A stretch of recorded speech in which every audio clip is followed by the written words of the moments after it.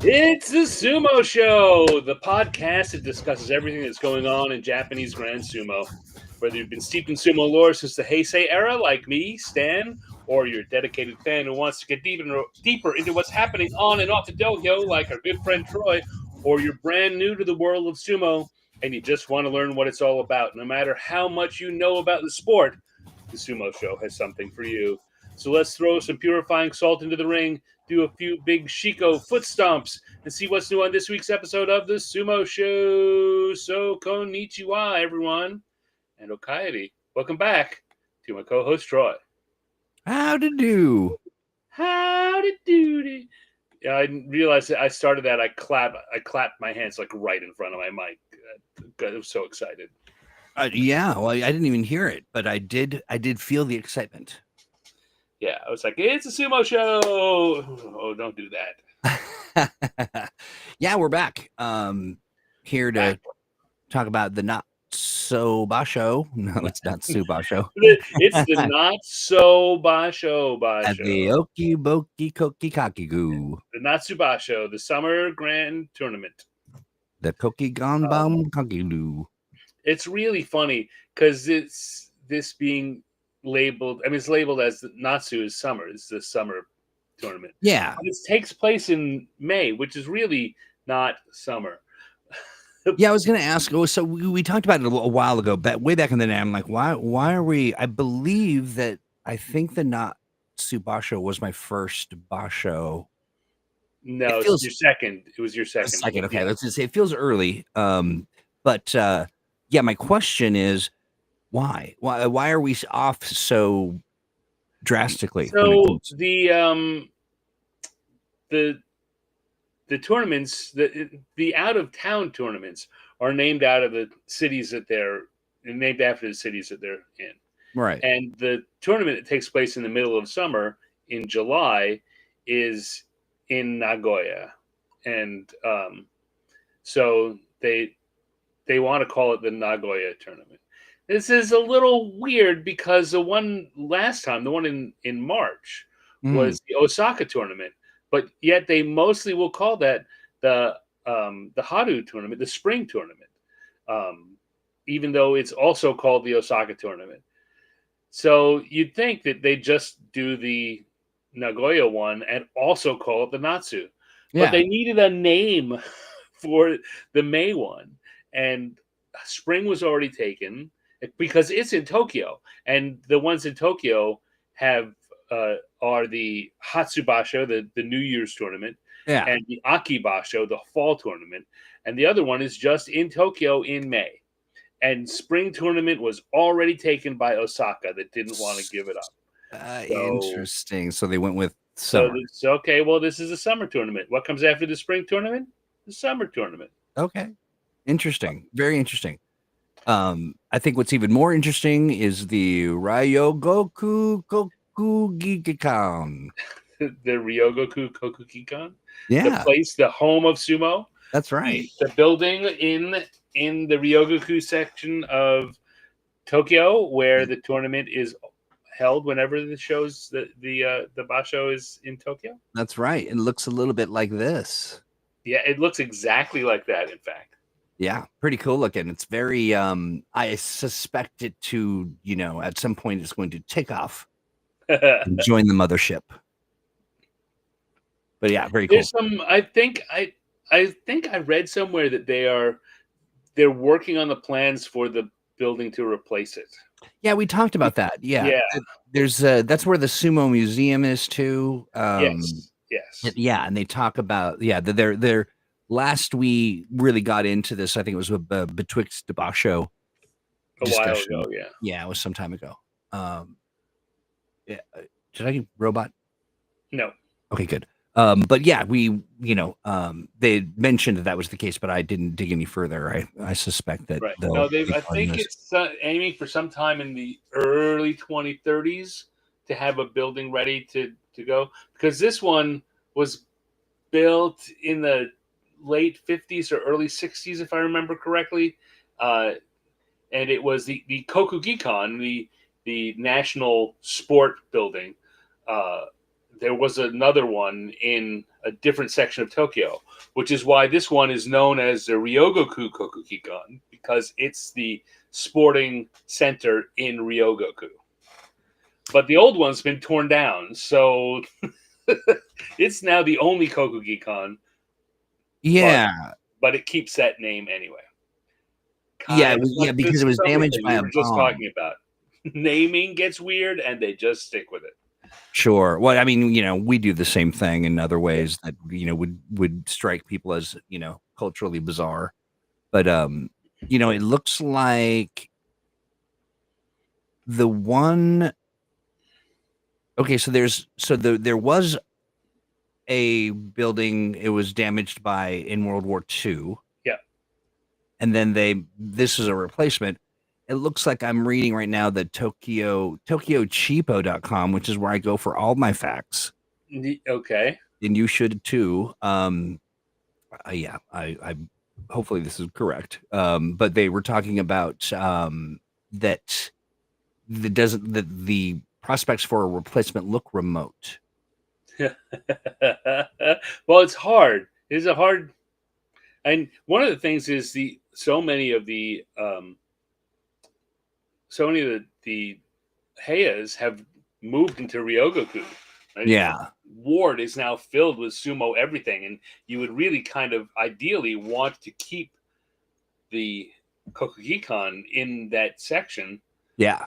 But there's no room to build another giant stadium there. No, I was going to say, and it takes up such a footprint. It's quite imposing.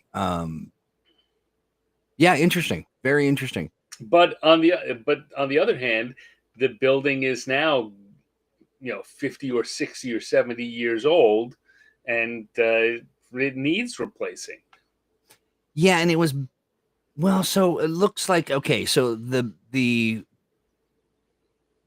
looks like they opened it up at the end of 1984. Through the 50s, 60s, and 70s, sumo boomed into sports, so a third and current Kokugikan. 84? It really? Wow, That's I'm way off on that. I thought it opened significantly earlier than that. Well, they do say that the second Kokugikan that was replaced the deteriorating original was built in 1954 in the Kurame neighborhood. Right. And then through the 50s, 60s, and 70s, sumo boomed, and then the current one was built, and that opened the doors. It has the aesthetic, of the 80s. It has that vibe to it, and frankly, not my favorite. We just kind of the 80s felt like it was doing anything to shake off the 70s. And really, why not? Yeah, I mean, you can't fight the burnt orange, though. You will lose every time. But no, yeah, I like the building. It's really neat. I'm not quite sure how it functions as far as where people go in, and it's not brutalist, but it's got a vibe. It does. Yeah. Well, there we go. That's the place. All right. So yeah. All right. Thanks for tuning in, everybody. Oh wait, no, we haven't even talked about what we came here for. Yes. So that place, that's where all the action's going to be happening in a couple of weeks. That's right. The Banzuke has been announced for the upcoming tournament, which will begin on the 11th of May. And we're all very excited about it. This has been a very interesting between the Bashos period, very busy. The spring period is very busy. They've got a long exhibition tour that happens right after the Osaka tournament, and right up until about 2 weeks ago, they were just going around doing exhibition stops. So is that pretty common then? Is that sort of the way that happens? Yeah. Okay. Yeah, that's the sumo year. Always breaks down to a big exhibition tour after the Osaka tournament. Now, do they pause things like retirements and hair ceremonies, and do they ever do that with the other events, when they're out there kind of, raising profiles and No, no, okay. those are their own things, and some things like that have happened in the meanwhile in Tokyo, but not big ones, not ones of people who are going to try and like when we see those, they are held in the Kokugikon, and they've Yeah, got thousands of people showing up to watch it. right, These are right. the smaller ones of people who are not going to fill the Kokugikon and would do it either at the Heya or at a hotel ballroom or something. Right. Okay. I've seen the big ones, and I've, seen a couple of the small ones, and the ones Right. that were just rogue that were like, I'm just gonna do my own. I'm just going to cut my hair off in the bathroom. Right, right. You can't stop me, Mom. And so and they really don't, when they do these events, they don't really affiliate it with the schedule of sumo, right? They just kind of pick the one that sort of that their benefactors can come and take a piece of their hair. No, I mean particularly the ones that are not in the Kokugikon, yeah, they schedule it on their own time. But, Yeah. It's got to be a time when the Oyakata can be there, and they certainly want the other members of their Heya to be able to be there. Sure, So, they're wealthy benefactors who've been yeah. supporting them, and yeah, that makes sense. So, and sometimes like Ichinojo just kind of pulled his out of nowhere and said, you know what, I'm doing it in a hotel in 3 weeks. Yeah, kind of exasperated and sort of, yeah. We'll do that for you. Yeah. Yeah, when you retire It's from the time for me Sumo to Show. retire. Yeah. Just rent a hotel room and shave my head. Yeah, that's pretty much what we'll do. Yeah. Well, Motel 6. Oh, great. I can't wait. It'll be fun. Everyone will be lining up. I don't even get a gold watch. Just drag me into a hotel room and shave my head. It's gold. It's gold plated. It's gold. It has a golden luster for a minute. Yeah, it'll be fun. And then for folks who can't make it, we'll mail them a piece of your hair. Yay! Yeah, fun. Folks, if you'd like to join us for Stan Shaving Stan, it's called the Great Stan Shave. Yeah. Yeah, we'll work that out. Maybe an OnlyFans setup, but oh my god. On the other hand, if enough people want to get a monthly subscription, I'll let you shave my head. Everyone gets one lock a month. One lock a month. They keep getting shorter though. That's right. Yeah, I know that, Phil. You want to be in on the ground floor.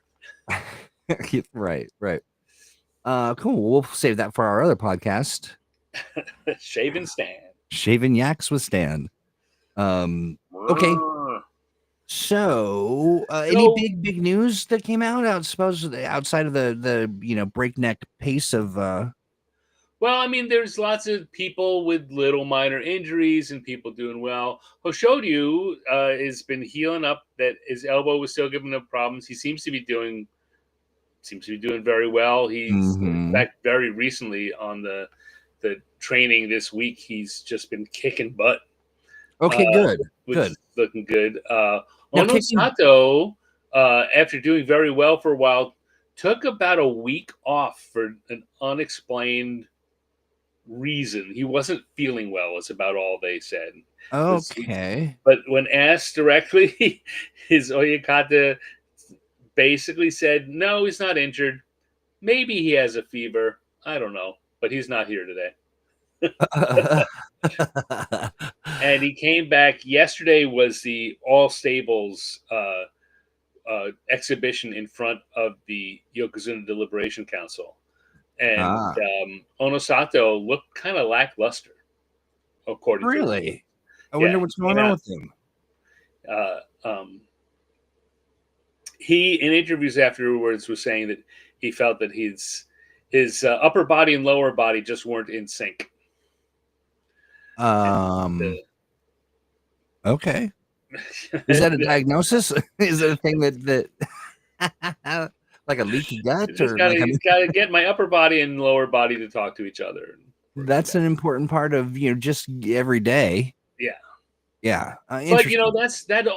that is one of those things that when you're rusty, that's often a problem, that your hands are moving faster than your feet. We often talk about people when they're getting out ahead of themselves, or they aren't getting their feet in position to do something right. So he was basically kind of waving it off as that, and we'll see. Okay. Yeah. The abject nonchalance is worrying. Yes, yes. But But what else are they going to say? that's right. Yeah. Except, yeah, whatevs. He's fine. That's right. I kind of stank today, didn't I? Uh-huh. Interesting. Let's see Yeah. what else. What else? Hoshoryu went 18-4 at the Wow. at the uh, Yokozuna Deliberation Council Okay. Sopan. He let's see what we got here. Bum, bum, bum, bum. He was 8-1 against Onosato. Which is not so good for Onosato.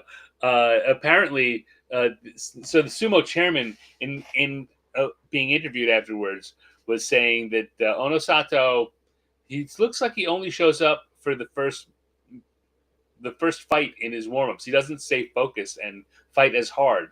Like he puts on one really good encounter, and then just kind of goes through the rest of them, and he needs to focus and go all out every time.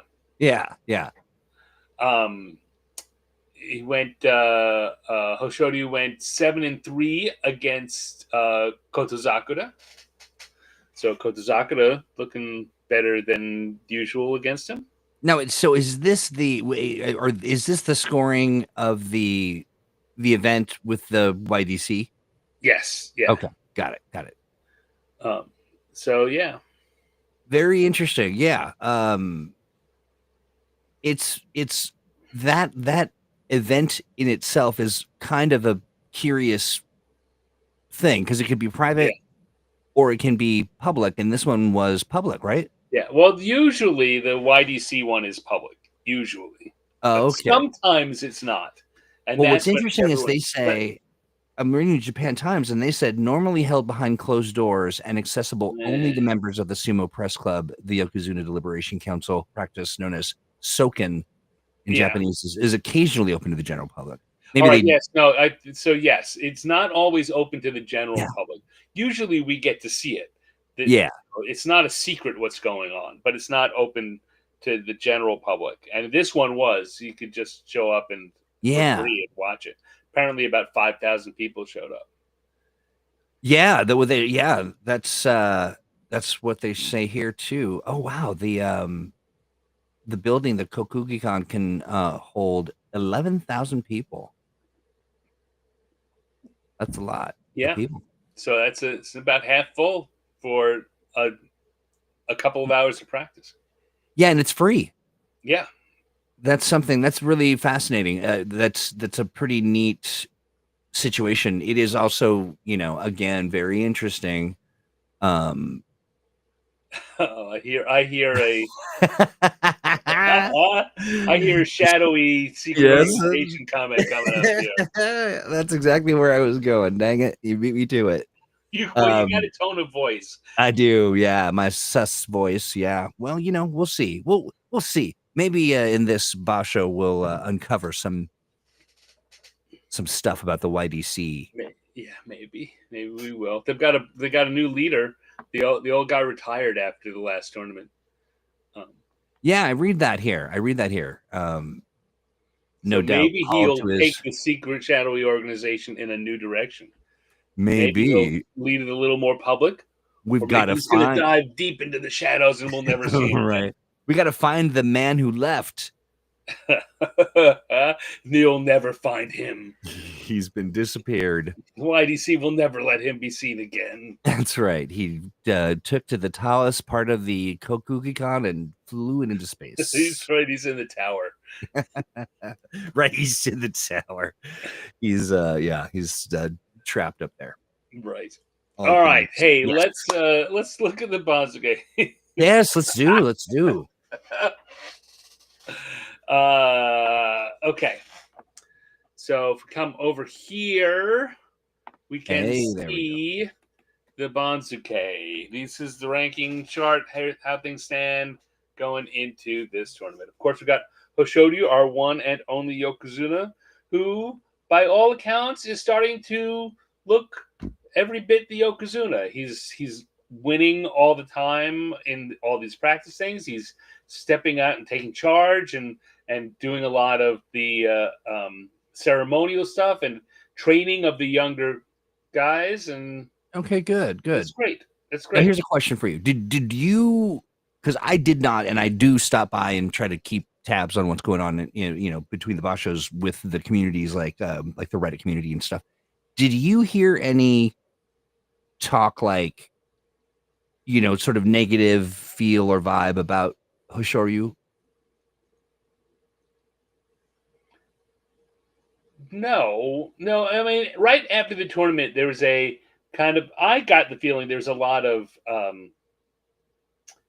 There was just a lot of making excuses for him.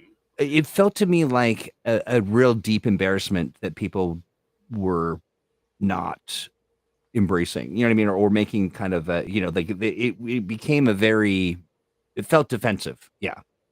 Yeah, well, I mean, he had come in there promising to go for the entire tournament, and Oh he yeah, lost. absolutely. He lost a few that he shouldn't have lost, and he pulled out with what, by all accounts, is a very real that elbow injury was real, but it Right. wasn't a knock you out so you can't possibly participate. No, And he had yeah. made such a point of saying he was going to do that there were people that felt they had to, you know, explain away and Yeah. so I did get that feeling. I didn't, Yeah, I did too. but I think that was mostly them being overly. I don't think the general Overly public defensive. was Yeah. was felt begrudged against him. No, I don't think so either. And I think that they felt like we felt, which was this feels early. And I Yeah, hope it's not early, but it feels early. And he's performing yeah, as though it's early. And okay, now he's got to leave. Like that's, yeah. it just, the way that it rolled out, it just felt very much like that. But nobody was, at least, I mean, I'm certain there are people who were having this kind of a reaction, but nobody wanted his head. You know what I mean? Or Right, right. Well, I mean, certainly the people who were like he never should have been promoted were feeling very proud of themselves and sure. Yeah. no people. My guess is people didn't the other people didn't want to tell them you're wrong, but they also didn't want to say you were right. Yeah. No, then that explains maybe a bit of what felt like kind of a standoff and not a Yeah. real, like, there are Well, I mean, definitely I think there are a they're lot of really. unanswered questions I think the sumo community in general is waiting for him to, now that he's Yokozuna, to start winning more to tournaments. be that Right? That guy. was the problem that we talked about Yeah. of him as a Yokozuna who had only won one tournament a year for the last few years. Yeah. And in and not in a mix where there had been lots of Yokozunas above him in this same mix of people. Right. That's So true. Yeah. there's still that concern. Well, and also it felt as though there was an expectation that a different Hoshoryu was coming. Yeah. Yeah. Well, it's very often is the case when someone suddenly gets crowned, particularly like that where they didn't do it.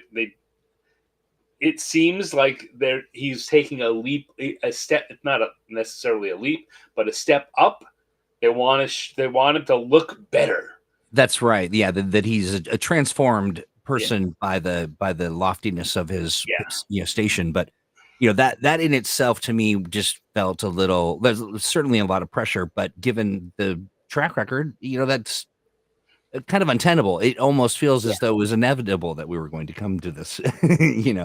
How rare that fans would set themselves up with too high expectations. Right, and also Oshoryu in particular. Right. So we'll see.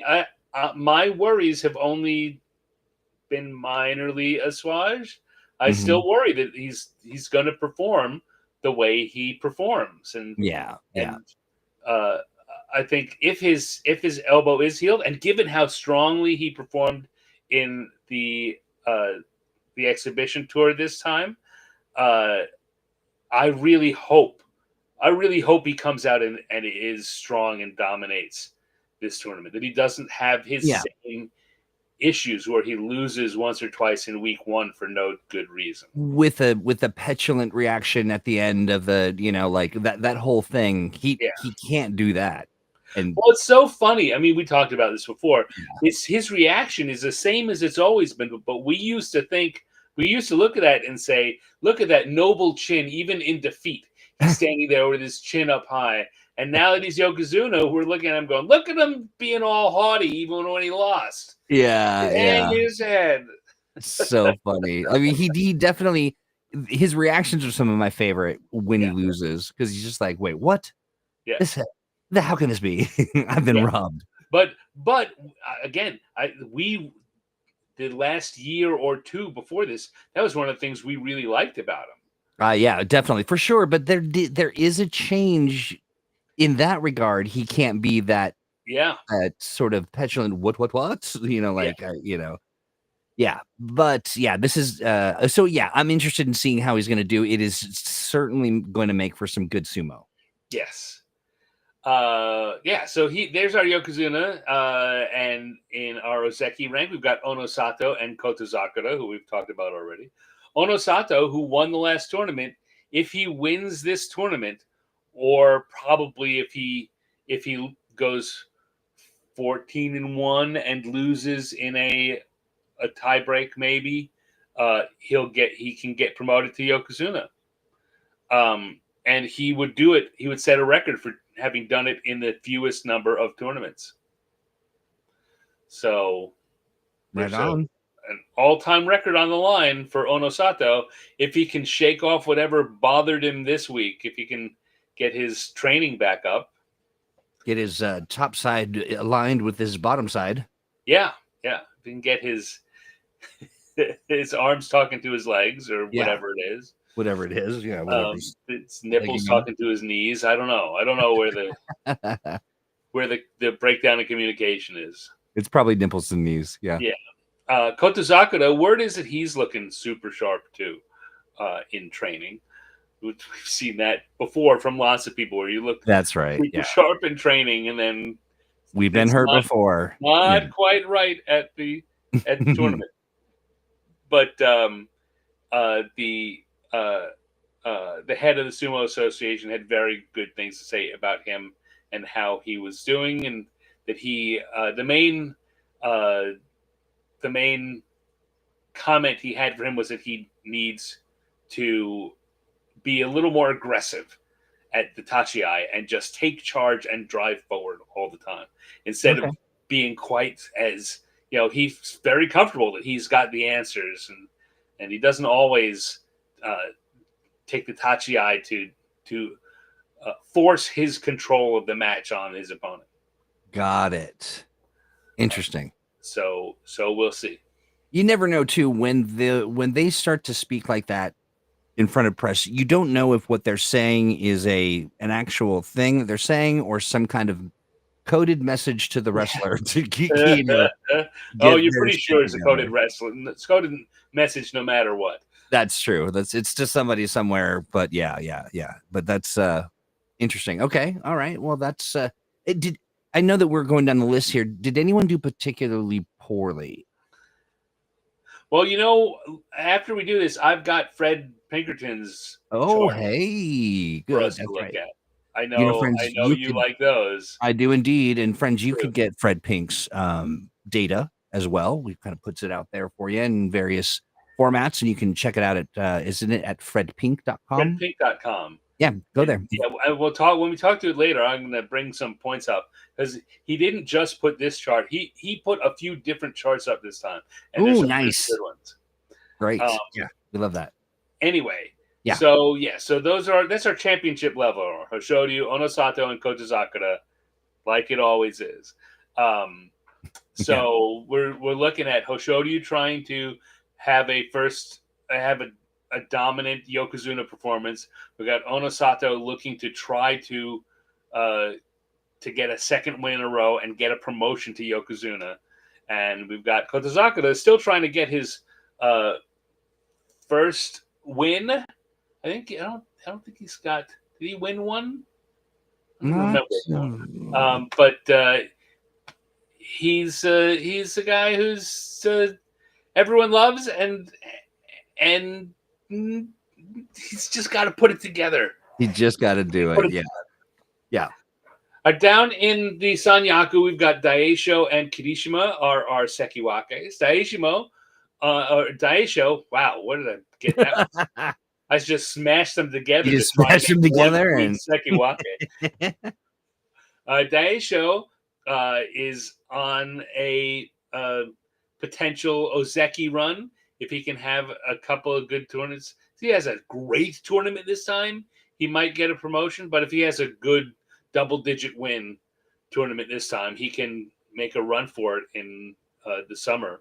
Yeah, in the July tournament.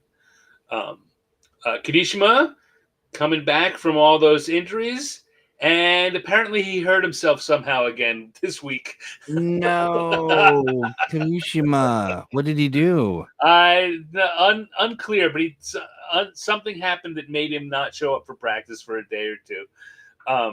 And he has, in interviews, said that he's doing good. He's got all his stuff going, and as long as he can go through he said his goal is to go through the whole tournament and not get hurt. Yes, that was a fine goal. But he's got that, like so many of the other people we talk about. He's now got that bulging disc cervical spine problem. That's horrible. That never goes away fully. No, right? It's just chronic waiting, pain and waiting for something to flare it up, and that could be the footnote on his career. Well, yeah. I mean, if you want to get your bulging disc, to flare up, being a sumo wrestler is the perfect recipe. Yeah. And then speaking of that, we got Takayasu and Wakataka Kage are Komosubis. Takayasu looked great last tournament, and just couldn't hold it together at the end. Which that is definitely the story of his career. And he, in interviews, was kind of saying, it happened that way again. But I'm feeling good, and hopefully I can make another run at it. Okay. All right. Well, that's a positive mental attitude. It is. It's a positive, but it's definitely had that kind of, happened again. Feels a little Shodai-y. Not quite, because he wasn't going, whoa. That's true. That's very true. Wakataka Kage looking really good, earned his spot back up in the Sanyaku after that time away in injury, and we'll see. We'll see. He won a tournament a couple of years ago. Hoping he'll do better. Get back on that run. Yeah, both these guys are, they're on my list. Yeah. On my bad list, not my good list. But both Takayasu and Wakataka Kage? Yeah. I think, so I look at this and I look at the for our Oyakata game, our Fantasy Oyakata game, I think this Sanyaku level that we've just been talking about is a tough one. It is, yeah. I think everyone there is someone you might want to root for, and everyone there is also someone you can say, I don't know, I think he's gonna have one of those tournaments. And that's kind of that area where we talk about sort of that's the real stone polisher, like the real tumbler of trouble. And also the other Waka too. Both the Wakas are. Yeah. Speaking of the other Waka, he's our Maegashira 1. Half a step out of the Sanyaku. Yeah. What are you going to do? You needed another win there, Wakamoto You needed Haru. it, yeah. Your fans were depending on you, so you better Waka Taka win a couple. Waka like you taka. Also, Oho, who had been in the Sanyaku for the first time last tournament and just couldn't get his Kachikoshi. He's down at Maegashira 1 also. Ouch. Abi, who had a pretty bad tournament in the Sanyaku last time, down at Maegashira 2. With Gonoyama, who had a pretty good tournament down at rungs below. Maegashira 3 got Tamawashi, our oldest guy ever. Or not ever, our oldest guy in the top division. But at Maegashira 3, he's in what's generally called the Joi, the people who are likely to be scheduled against the Yokozuna. And if he can beat the Yokozuna at this level, he'll get a gold star. He'll get a Kimboshi award. And he will be the oldest person ever to get. I like that. Now, is he the one with the perfect attendance? Yes. Yeah. Yes. That's what I thought. That in itself is a mean feat. Yeah. Yeah. So it is no mean feat. Oh, no, it's pretty mean to make the guy show up every day. And I'm kidding. That's what I meant to say. What you said. That's no mean feat. It's no mean feat, and he's bad in a good way. In a good way. Hirodomi, our other Maegashira 3, Takeru Fuji, and Ichi Yamamoto at Maegashira 4. Takeru Fuji coming back. Is he ready to charge up? You know, the one thing, I don't know, we could spend a long time talking about Takeru Fuji.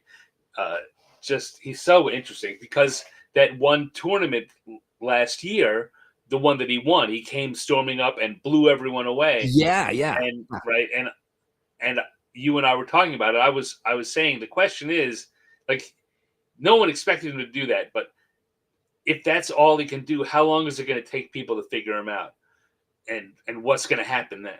Yeah. It's been interesting watching him come back this time, is he's not relying on that one style anymore. He's developing other that's right. I remember that now. I mean, it's how soon I forget, but no, he really changed it up. Yeah. So the question is now, I guess if he came in and just blew the doors off everyone again, the way he did the first time, or if he tried to, could he succeed one more time because these guys haven't seen him in 2 years or a year and a half? Or did he peak? But, you know, would that be the smartest thing for him to do? And it probably not. Like, doing it this way is probably the smarter way. But that brings up the question of whether or not he's gotten enough training and effort in at all that new stuff for him to make a run back up, or is he going to need to continue to climb rung by rung to get back there? So what's the average trajectory in that way? Like if someone's mapped out, you know, that they demonstrate that they've got what it takes to get to the top to win a basho, what I guess I just wonder if that I feel like that slow and steady ends up that you get to the, you know, near the top and you've got a blown out vertebra and you're that happens a lot. Well, I mean, it depends. So again, the difference for him is he has that big tsupari, that big explosive style. Yeah. And in general, when we talk about wrestlers who use that style, the general consensus is they don't last long. They come along and they if they get on a good run, they can be very dominant for a while, but everyone knows what they're going to do.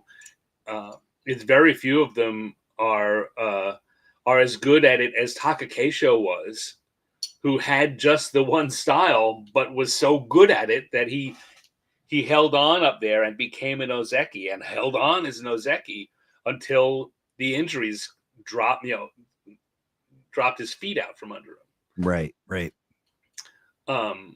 So Takeru Fuji, his strongest style is that. And I think that him switching to this alternative stuff says that he wants to be around for the long haul.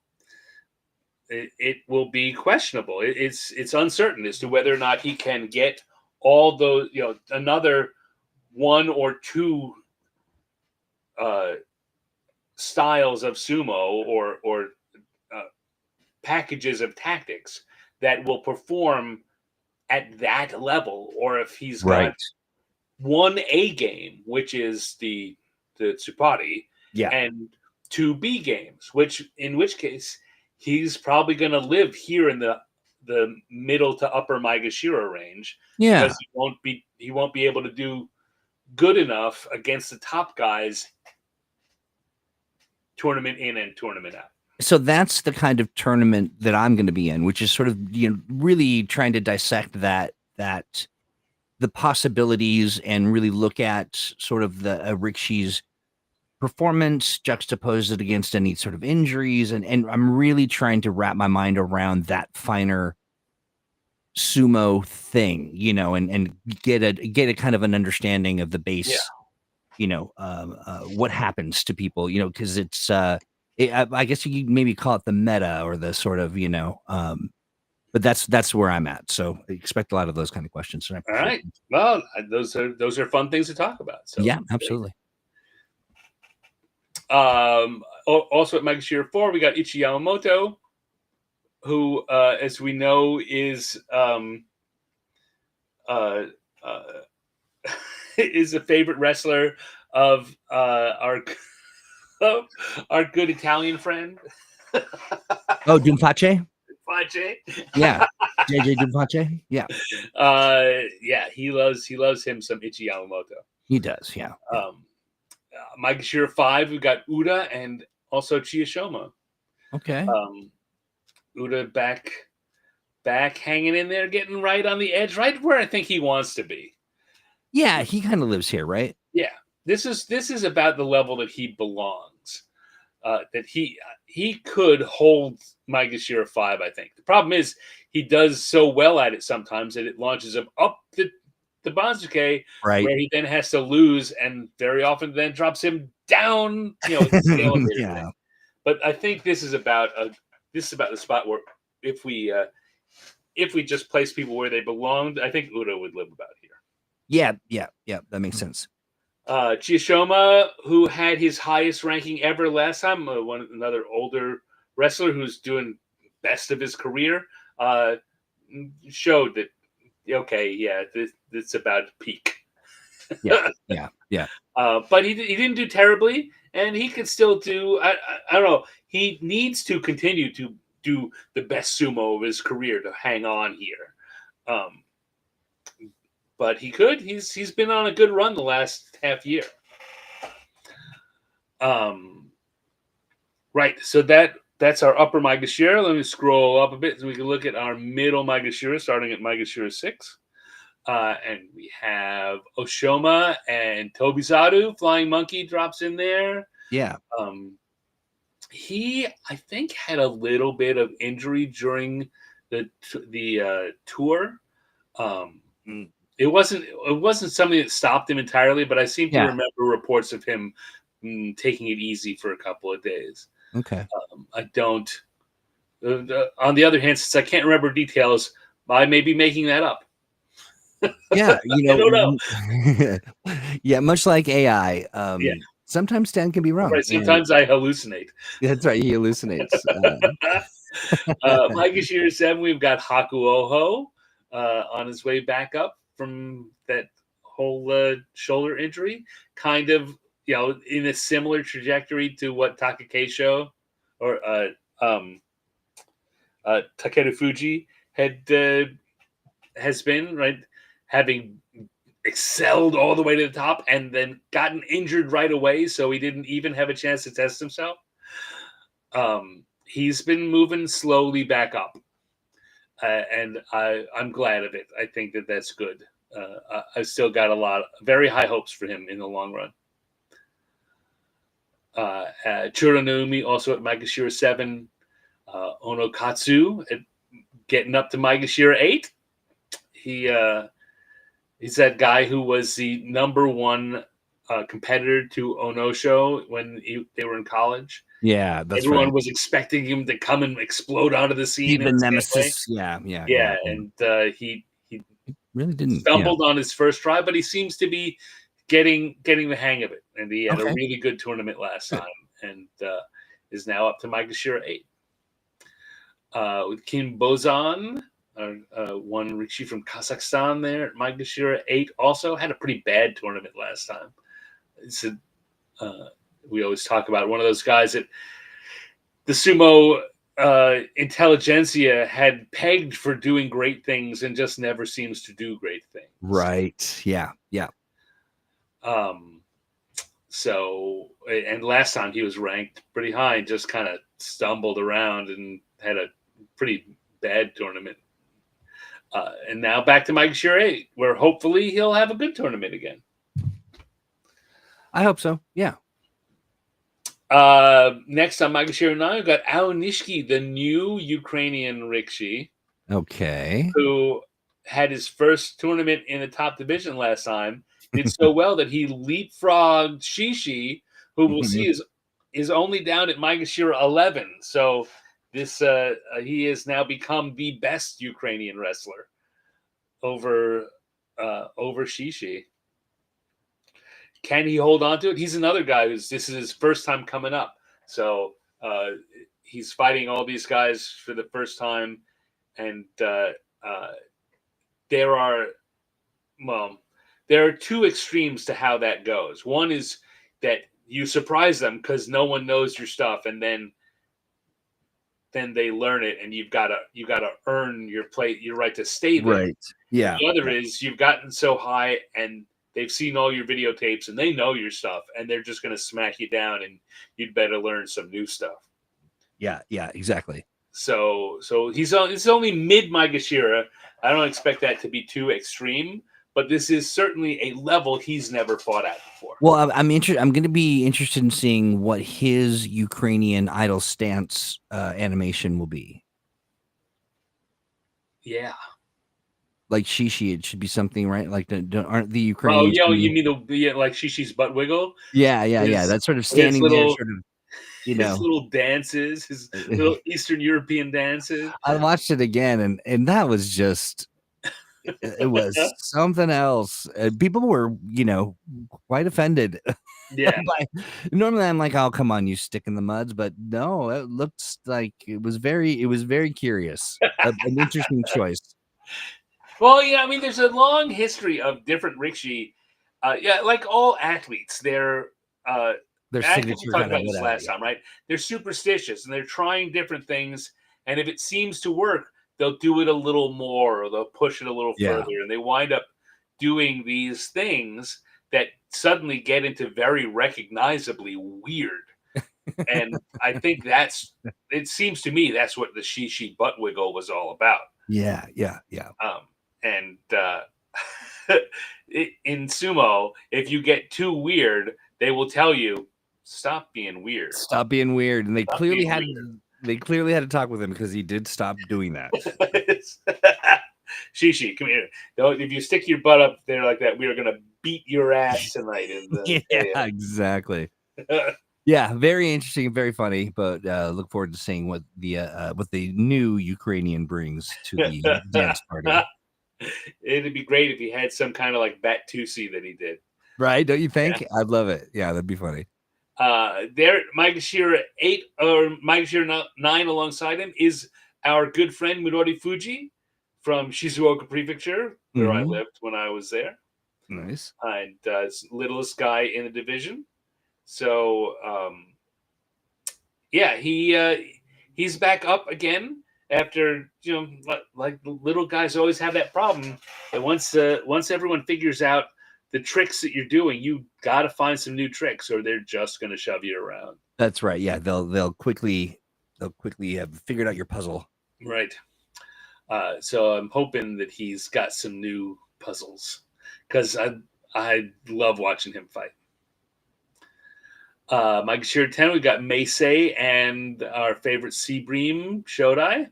Hi, Shodai. I know you're a big fan of the show. How you doing? Oh, I'm okay. Oh, I don't know. It could be good. It could be bad. I don't know. Maegashira 11, we've got Endo and Shishi, the aforementioned Shishi. We'll see what kind of butt wiggles he's bringing. Tommy Fuji finally had a bad enough tournament that he dropped way down. Yeah. So I hope that he did not have his spirit crushed, in which I case hope. he's going to Yeah. keep tumbling, but that he's here at this level, he's got a chance to have another just really great tournament if he pulls himself together. Right? The competition at this level as a Maegashira 12 is more in the lines that he should be able to handle just about everyone that's thrown at him. Right. So fingers crossed. But as we noted, right, his problems are mental. Right? He doesn't seem to have any physical ailments that are causing the trouble. So it certainly is questionable. He should be able to come to Maegashira 12 and have a very strong tournament. Will he? Who can say? Oh, that's why we look forward to the tournament, so we can find out. Yeah. I have my suspicions, but we'll, What do you think? I think he's going to be right here, right? Think he's going to be fine? He's going to be good. I don't think he's going to be good, but I think he's going to, I think it's just going to be more of what he does and middling, I mean, he's pretty much de facto middle guy, right? Well, I mean, yeah, except that he's better than that. Like the strength of how well he performed, he's got upper Maegashira skills for sure. He held up. We kept hoping he would drop down, and he did well enough that he didn't. Right. So he's definitely got the skills, the body and the skills to do well in the upper Maegashira if he gets his head right. But when he gets his head wrong, he just loses and loses and loses. Yeah. Yep. Well, let's hope. I mean, we don't wish ill will on anyone. No. Oh God, no. No. Yeah. I keep picking him on my team, and he keeps letting me down. That's right. That's the only reason I might wish ill will on him. Come on, Tommy Fuji, live up to your promise. Come on, do it. Yeah. Takanosho, the other Maegashira 12. We got Toki Hayate and Sadanomi at Maegashira 13. Koto Shoho and Roga. Roga's back. Okay, all right. At Maegashira 14. Let's hope he can do something about it. Yeah. Oh, Roga. And he's an example of someone like a Tommy Fuji, right? He has physically got a lot, but he just gets into the top division, and he doesn't have the head, or in the past he's just hasn't had the head to win. And whether that's just a something he'll get over, or it's something that will continue to trip him up, and he'll keep bouncing around this low part of Maegashira and Upper Juryo for the next year or two. Right. Yeah.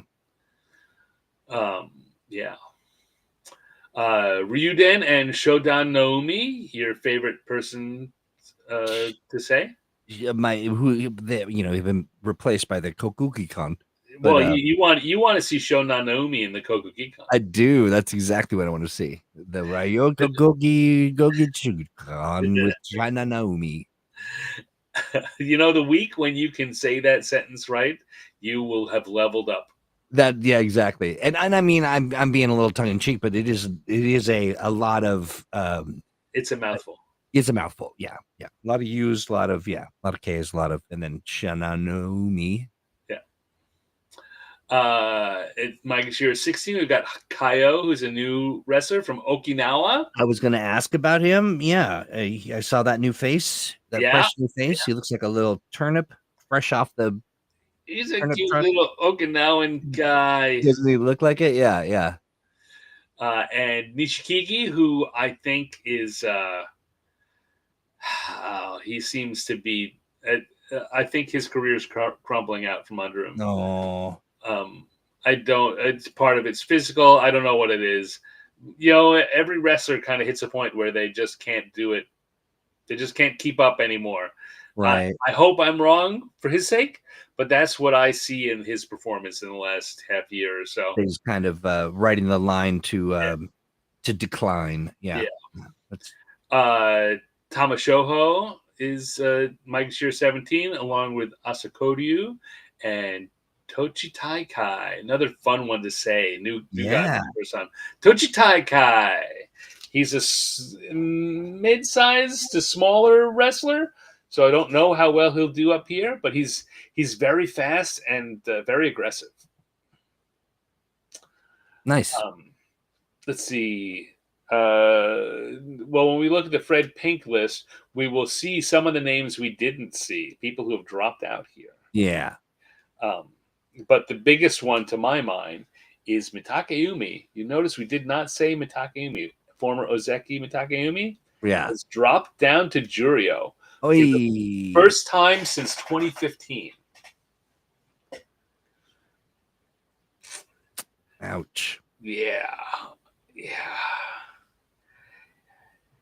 So feeling a little worried about him. Oh, he certainly does have those back injuries that are one of the things that's slowing him down.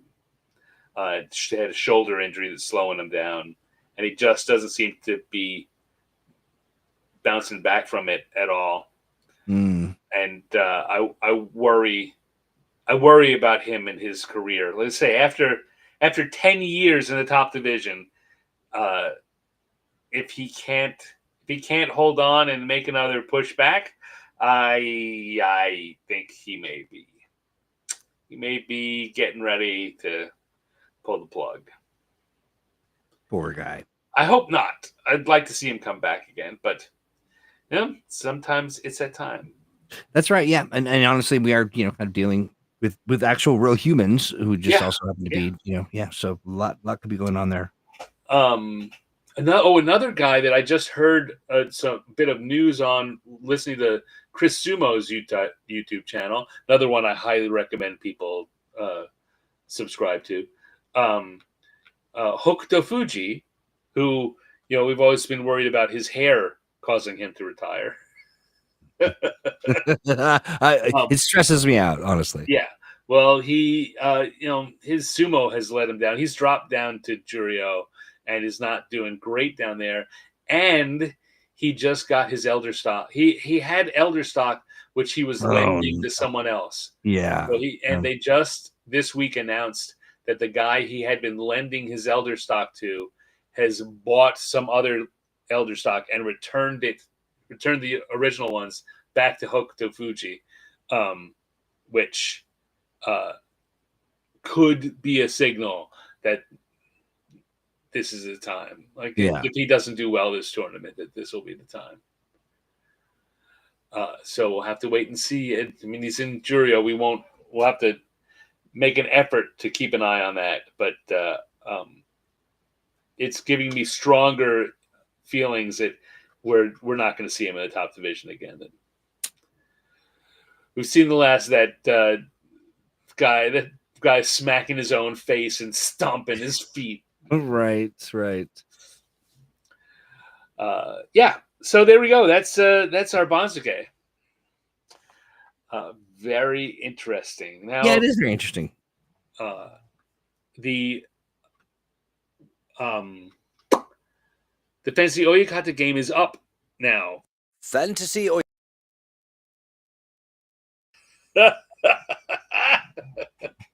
Yes, that one. It's up and available for folks to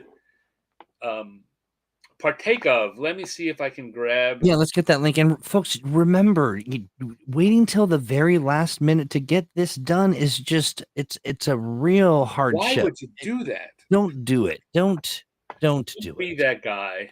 Be like me. Don't be like me. Okay, there we go. I just sent you the. I see it. You can post that in the chat. I will. I'm going to post it over on Reddit. We have folks who said, "Hey, remind me when that kicks off so I can play again." And that particular person also happened to be the one who won. So everybody, they'd be very excited about doing it again. So everybody, buckle up. We've got the winner coming back. Good. Yeah, You yeah. know what? I like doing well, but I also feel embarrassed winning my own game. Oh, you do kind of tip the scale in your favor when you go out and injure the rikishi. Right. When I go and Could you imagine seeing that's right. I pictures of just go and I smack him in the knees. a stand-shaped burglar looking like guy out there? No, but yeah, well, I think it's fun to have people return, and we had our the most number of people Yeah, participate, no, it'd right? be great if we had 11 or 12 last time, I think. Um, so yeah, if we can get higher than that, that'd be terrific. Let's go for 50. Let's really make Let's Stanley. not that's yeah, when getting too much over 20, it really makes me think I've got to find a technological To help you. Yeah, yeah. solution to my uh to my bookkeeping on that. Yeah, yeah. Yeah, Uh well, I'm interested. I'm excited, but I will say that I do not have a good bead on anyone. Nobody's really speaking to me. It yeah, feels yeah. it's tough. All right, so I'm going to switch our view here. Okey-doke, I'm going to replace that screen 'cause it's time for with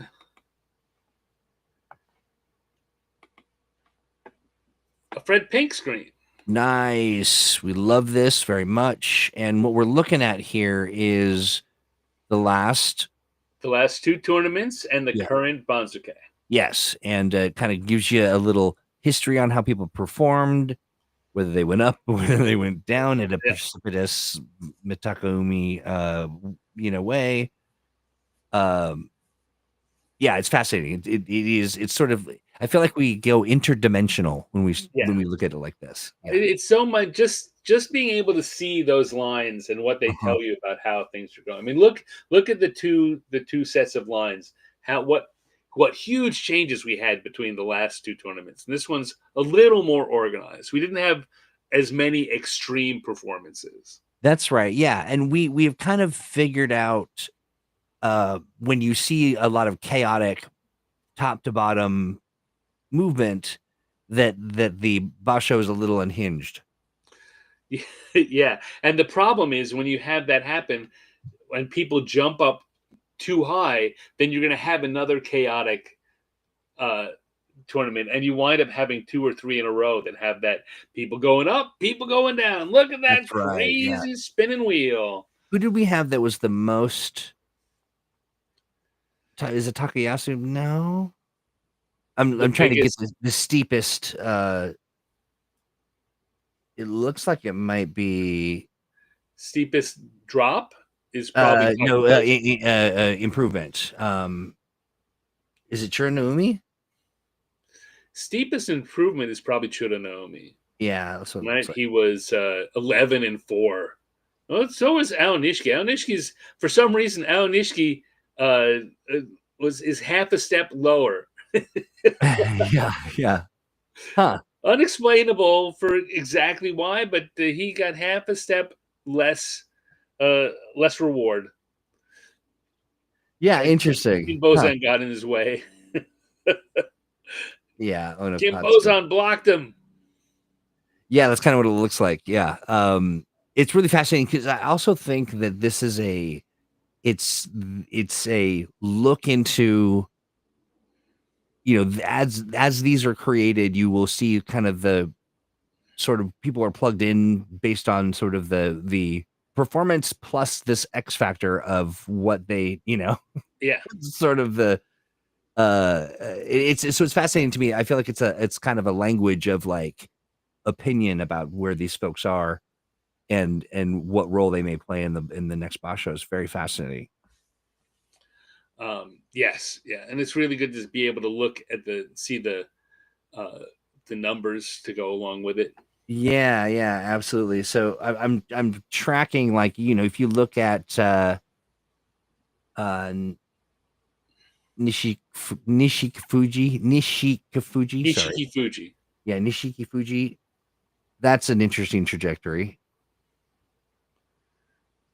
You know what would be interesting? I wonder if we can do this. It would be very interesting to see animation of the performance of Rikshi over time as it, sort of, and to see sort of if there were any patterns in the rise and fall of what the median sort of Right. trajectory is.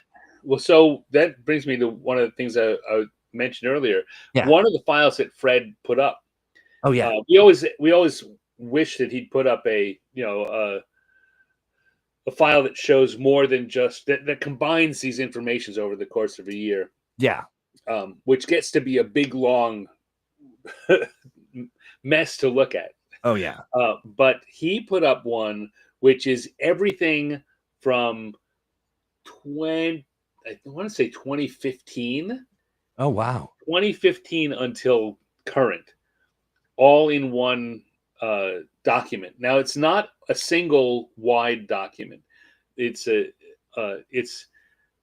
sheets like this, but it's all of these going back to 2015.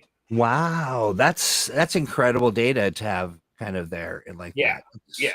So if you go to fredpink.com, you can download not only this, you can download that and get to see that the same thing you're talking about. You could follow one Richie over the course of anywhere in the last 10 years.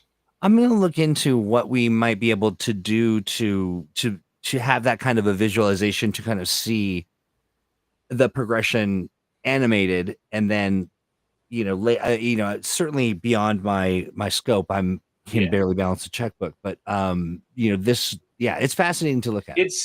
Here's one of the challenges to that is I think that technically that wouldn't be that hard to do, but with 42 Rikshi all moving at once, it's going to be hard to see that. If you could isolate 2 or 3 of them at a time. Sure, and that's kind of what I was. Yeah. And then just have you can have from this view, here's where this Rikshi went, and have them jumping and down, and you can see the movement. That's what I'm thinking. To sort of look at what their story has been, and also see as people drop out and new people come in, I bet that there's an ebb and a flow there as well. That is, kind of mapped to a cycle that we don't necessarily see because, we're not tracking it like that. But interesting. Yeah. I think in this one of the ones that stood out to me was Kim Bozon, who we look in. I was just looking at dropped all the way down to Maegashira 14 in January, and we see him take that big leap up from a great performance in January, and then he had the 6 and 9, and we see him drop down. That kind of up and down the ladder motion. Yeah, definitely. Yeah, definitely not the farthest away that you can get from a straight line. Yeah. Meanwhile, like Takayasu, you can see in January he had been Maegashira 6. He did pretty well. He jumps up to Maegashira 4, and he does pretty well. It's pretty much as if you put those two lines together. It's not a straight line, but you can see that trajectory. Yeah, right. Yeah, that going up, up, up. Yeah, I'm looking to it like let's see here. As far as the fallen fucking no shows a pretty. It's Yamamoto jumped up and then stayed straight across. Right? Yeah. Very interesting. Yeah, and I do, and I don't want to put too fine a point on it, but I feel like looking and finding the patterns of that kind of behavior gives you a notion of the Rikshi's peak, or what kind of fighter they are might determine how evenly they stay.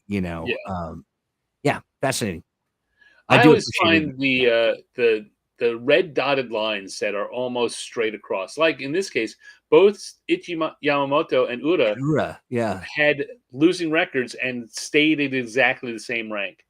And looking around to see what what it was that was going on that made that so. Like all the people below them leapfrogged them by a little bit, and there were no people more below them Then who yeah, who who earned the right to get above them. So they just stay there. that's interesting. You know, the other kind of interesting trajectory, of course, the Toki Hayate. That's just kind of an Yeah, interesting because it's you know, there's a little more chaos to everyone else's. His is like, you know, straight across yeah. and up he Oh yeah, and I goes. remember last tournament we were talking about how lucky he got to just hang in there. Yeah, There were just that he in any other situation there were he just would have so been. many Yeah. of those people among Hokuto Fuji Mhm. and Kitanowaka, all those single digit wins from guys up there that really needed to do it. And Tokihate is a young guy who's trying to, it's his first or second tournament in the top division, and they want to cut him some slack. And so his Yeah, that slack makes was, some sense. you're Yeah. the bottom rung, and you went 7-8, but we'll keep you on the bottom rung. Yeah, you don't get a, you know, promotion, Yeah, but you don't get booted down. And that's I mean, that's a very interesting sort of that reminds me of the, you know, somebody making that call or the somebodies are kind of weighing or leaning into a almost the sixth sense of sumo, you know, right. hoping that I mean, they're yeah. no, go ahead. Go ahead. I was just gonna say hoping that they're that what they suppose about the sumo wrestler they're placing hopefully is true, you know, or if Yeah. they, you know, say you need to go back down and learn something. One of the other interesting things you can see there on both of them, we got on the left side of each column, there are the little green arrows for the people Yeah, who came up from Jurio, and on the right side, the red arrows for yeah. guys that are going We're down banished to the or yeah. about to go down. Um, in last tournament, I hadn't really noticed it. There were a lot of guys that came up. That's also one of the things that saved Toki Hayate was Yeah. that there already were was there 6 people that got promoted from Jurio. There just weren't there was another guy that earned the promotion. Interesting. Yeah, that's right, that's right. It was kind of the Um, perfect storm for him to be able to maintain that space, and which he took great advantage of, right? yeah, yeah. In the next Basho, yeah. Yeah. So yeah, the other 2 tournaments we see 4 coming up, and that's about usually it's 3 or 4 that if you go and look at the longer timeline, you'll see that it's usually 3 or 4 Okay, people yeah. that So come so up and go down. very interesting, yeah. That I am interested in that just because it's, you know, just it tells a story of people who are the churn, you know, Yeah, the yeah. yeah, yeah. Um, Fascinating. all right, so there we go. That's how things look. Ooh, excuse me. Yeah, so Looking pretty good, I think. I mean, it's definitely something to work with. yeah, so that's how things are looking. We've got, as I said, and Troy has posted the link. We've got the Fantasy Oyakata game is up. You have until noon on the 10th of May, the Saturday, the 10th of May, to get your choices in. We will be back next weekend or next Friday to once again talk about how all of this is laying out and what things are looking like, and if anyone hurt themselves or is looking particularly good, Sure. give you our input. I usually will say who I'm picking or who I'm thinking about picking if I haven't made up my mind. Yeah, I Um, like to keep mine close to the vest, to my I vest, know because I you do, don't want, you know, but I you don't know what? want I think to feel badly. I think I really need to be upfront about it, particularly because I'm embarrassed about winning my own games. Like That's right. Yeah, yeah. I'll tell you straight up, this is what I'm doing. Right, right. So you that was noon Pacific on Noon Saturday Pacific, the 10th. correct. Okay, awesome. And we will be back on 7 p.m. Pacific on Friday the 9th for our next show. Nice. Another opportunity to remind me that I have yet to fill out the form. Yes. I look forward to reminding you Yes. live on the air in front of the sumo gods and everyone. Listen, I do not even, it doesn't phase me. Doesn't phase me. Okay, well, interesting. Yeah, I know. So I've got some stuff to think about. I'm gonna pour over Fred Pink's data. I'm gonna see sort of the ebb, the flow, the bobbing, and we'll see. Yeah. Maybe I can devise a strategy. Reading Maybe? the tea leaves of the performance over time and start to crack the code on this, and then we'll be one step closer to defeating the Yokozuna Deliberation Council. Yes. Just kidding. Great. Well, this was fun. I did not realize how much I had missed talking about sumo until we didn't. Yeah. You know what? I tell you, it's been this past year, because we're now getting on to it was just after the May tournament last year that our old site went down, got pulled. Our old That's right. got pulled. Yeah. So this has been a year of readjusting, and I think we're getting into a good rhythm of it. I feel like we were in our gear shift era for a minute. Now I think we still are. I think we think we've solved our gear shift, but we'll find out. Well, it's sort of like going from first to second, right? Alrighty. Well, how about I grab these drums? That would be terrific. You have been listening to The Sumo Show, a live podcast about the art and sport of sumo. Your hosts tonight have been Stan Brown and Troy Hewitt. Production by Troy Hewitt. Sumoliering by Stan Brown. And Initial Charge by Tachi I Troy. Hi. So until next Friday at 7 p.m., when we're going to be back to talk about the preview for the tournament, which will start that weekend. Until then, we say to you, ciao, matane. Bye.